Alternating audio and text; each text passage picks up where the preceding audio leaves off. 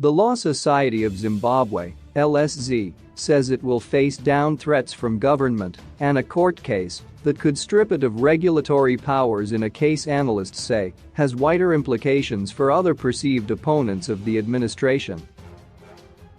Last week, government accused the LSZ of hobnobbing with the West and pursuing a sinister agenda, but the lawyers say they were being targeted for being strong critics of President Emmerson Mnangagwa's government over worsening human rights abuses.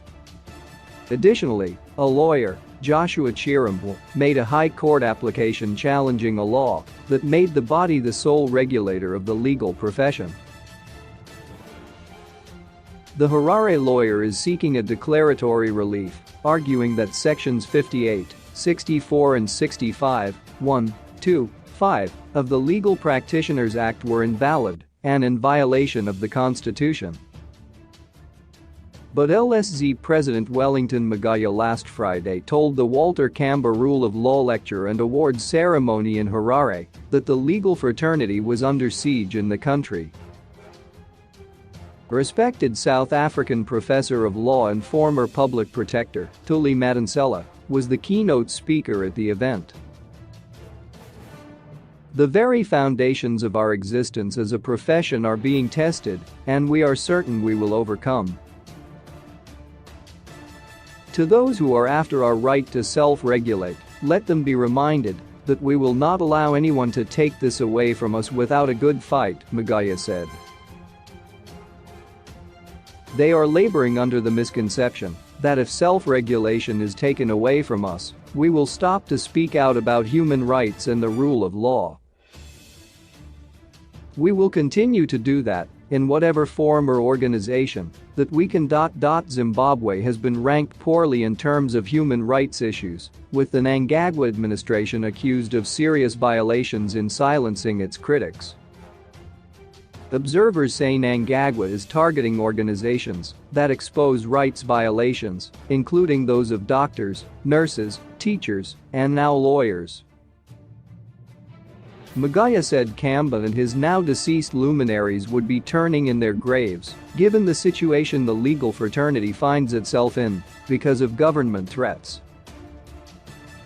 The man we gather to honor today, and many others of his generation, would be turning in their graves as the profession they so loved faces grave threats to its existence. Our choice of keynote speaker today could not have been more prophetic to the grim situation we, at the LSZ, face today. Her tenacity to stand up to adversity is what the Law Society and the profession needs in Zimbabwe today. We will draw inspiration from her as we move forward. Magaya said the LSZ was aware of the need for reform and aligning the Legal Practitioners Act to the Constitution. But we remain concerned by attacks on the profession and the regulatory framework, which for a lifetime have remained the bedrock upon which our integrity is anchored. Our systems are intact, and we are as confident as ever that they will stand the test of time. Your profession is in good hands, he said. It is a time we have consistently set aside to remind each other of our obligations to keep this profession on track, to refocus our mindset as well as commit to the ideal that the great Walter Campbell lived by, the ideals that made him a stickler for the rule of law, democracy and good governance, the ideals of an independent profession that stood as a voice of reason in a country that continues to trudge from one crisis to another, decades after his death. Our generation lives in extraordinary times, but even then, there are events that just cannot be forgotten.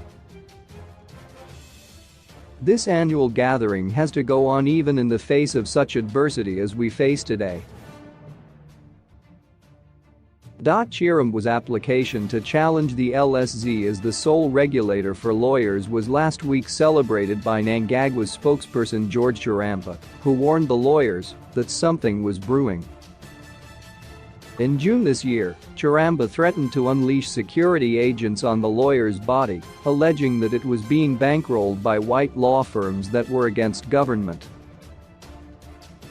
Mnangagwa said the LSZ would oppose Chiram's application. The application also came as Justice Minister Zimbabwe recently accused the LSZ of meddling in politics and of taking orders from hostile foreign nations after it challenged the controversial manner in which Mnangagwa extended the term of office of Chief Justice Luke Malaba.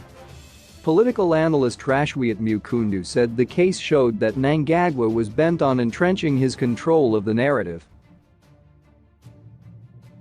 What is happening is consistent with erosion of civil liberties in Zimbabwe and the lack of respect for independent institutions.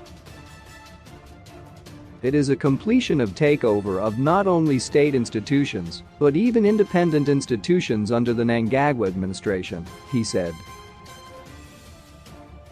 These are the makings of dictatorship that silences everyone and seeks to control everything and targeting those with contrary views. United Kingdom-based lawyer Alex Mnangagwa said the attacks by government and the court case were a very well-calculated political move. The issue of the regulation of lawyers is a policy issue, which ideally should be handled by policymakers. In other words, government should be able to carry out a policy inquiry into the issue of regulation of professions, he said. In my opinion, if government wants to reform the regulation of lawyers, then it needs to do so through a proper process of consultation with the profession, with the consumers and other interested stakeholders, and then come up with a wider paper and position which can then be debated through the proper channels of parliament. Mnangagwa said there was nothing wrong with a citizen who was aggrieved by a particular position to go to a court of law and challenge the status quo. It appears to me it is a case of a tortoise on a fence post. It did not get there on its own.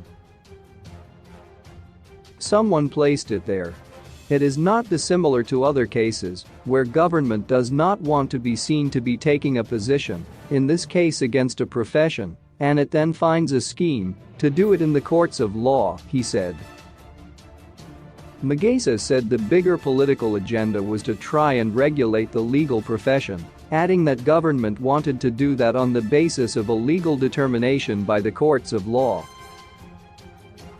It is cowardly for it to try to do that because if it wants to do proper reforms, it can do that. It will be interesting to see how the courts deal with that, and after all, the courts are manned by lawyers themselves, who are potential members of the LSZ, he said. For me, the political agenda stinks and there is a clear political agenda here to try and dismantle and dismember the LSZ and have a way that will allow the government to have greater control of the legal profession.